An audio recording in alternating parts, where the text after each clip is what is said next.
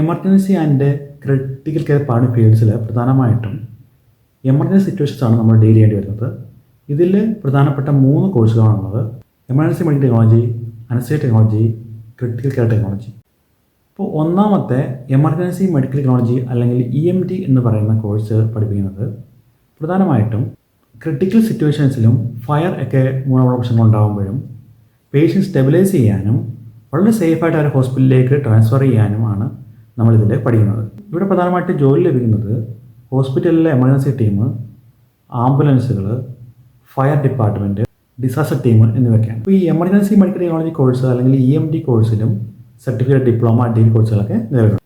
ഇനി രണ്ടാമത്തെയാണ് anaesthesia technology. ഇവിടെ പ്രധാനമായിട്ടും അനസ്തെറ്റിസ്റ്റുകളെ സഹായിക്കുന്ന ഒരു ജോലിയാണ് നമ്മൾ ചെയ്യുന്നത്. പ്രധാനമായിട്ടും പേഷ്യൻസിനെ മോണിറ്റർ ചെയ്യുക, വൈറ്റൽ സയൻസ് ഒക്കെ നോക്കുക, അനസ്തേഷ്യ ഇൻസ്ട്രുമെൻറ്റ്സ് റെഡിയാണോ നോക്കുക, അങ്ങനെയുള്ള അനസ്തേഷ്യയുമായി ബന്ധപ്പെട്ട ജോലി നമ്മൾ ചെയ്യുന്നത്. അപ്പോൾ അനസ്തേഷ്യ ടെക്നോളജിയിലും ഡിപ്ലോമ, ഡിഗ്രി, PG കോഴ്സുകളൊക്കെ നിലവിലുണ്ട്. മൂന്നാമത്തെയാണ് ക്രിട്ടിക്കൽ കെയർ ടെക്നോളജി. അപ്പോൾ ക്രിട്ടിക്കൽ കെയർ ടെക്നോളജി കോഴ്സിൽ പഠിപ്പിക്കുന്നത് പ്രധാനമായിട്ടും ക്രിട്ടിക്കൽ കേസായി കിടക്കുന്ന പേഷ്യൻസിനെയാണ്. ICU ആയാലും എമർജൻസിയിലായാലും CCUയിലൊക്കെ കിടക്കുന്ന പേഷ്യൻസിനെയാണ് നമ്മൾ പ്രധാനമായിട്ടും മോണിറ്റർ ചെയ്യുന്നത്. ജോലി ലഭിക്കുന്നത് ICU, എമർജൻസി, അതേപോലെ ട്രോമ കെയർ ഒക്കെ നമുക്ക് ഇങ്ങനെയുള്ളവർക്ക് ജോലി ലഭിക്കുന്നതാണ്. Medical education and health paramedical ഫീൽഡിൽ വരുന്ന പ്രധാനപ്പെട്ട 3 കോഴ്സുകളാണ്: 1 biomedical engineering, 2 perfusion technology, 3 health care information technology.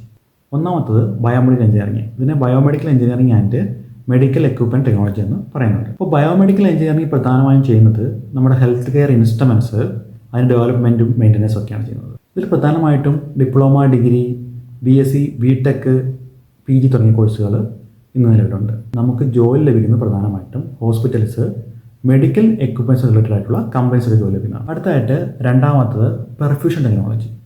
Perfusion technology course പാസ്സായവർ ചെയ്യുന്നത് ഈ ഹേർട്ട്, ലങ് മെഷീൻസ് ഓപ്പറേറ്റ് ചെയ്യുന്നു. പ്രധാനമായിട്ടും ഓപ്പൺ ഹാർട്ട് സർജറിയിലും മറ്റു പല ഹാർട്ട് സർജറികളിലും. പെർഫ്യൂഷൻ ടെക്നോളജിയിലും ഡിപ്ലോമ, ഡിഗ്രി, PG കോഴ്സുകളൊക്കെ നിലവിലുണ്ട്. പെർഫ്യൂഷൻ ടെക്നോളജി കഴിഞ്ഞ് ജോലി ലഭിക്കുന്നത് കാർഡിയക് സെൻറ്റേഴ്സിൽ, ഓർഗൻ ട്രാൻസ്ഫറിങ് സെൻറ്റേഴ്സിൽ, ഹോസ്പിറ്റലിലൊക്കെയാണ് ജോലി ലഭിക്കുന്നത്. മൂന്നാമത്തത് ഹെൽത്ത് കെയർ ഇൻഫർമേഷൻ ടെക്നോളജി. ഇതിൽ പ്രധാനമായും നമ്മൾ പഠിക്കുന്നത് medical coding and billing, electronic health records, AI in health care, ടെലിമെഡിസിന്, ഇൻഷുറൻസ് ബന്ധപ്പെട്ട കാര്യങ്ങളൊക്കെയാണ് നമ്മളിവിടെ പഠിക്കുന്നത്. ഇൻഫർമേഷൻ ടെക്നോളജി കോഴ്സിൽ ഡിപ്ലോമ, ഡിഗ്രി, MSc, PG തുടങ്ങിയ കോഴ്സുകളൊക്കെ നിലവിലുണ്ട്.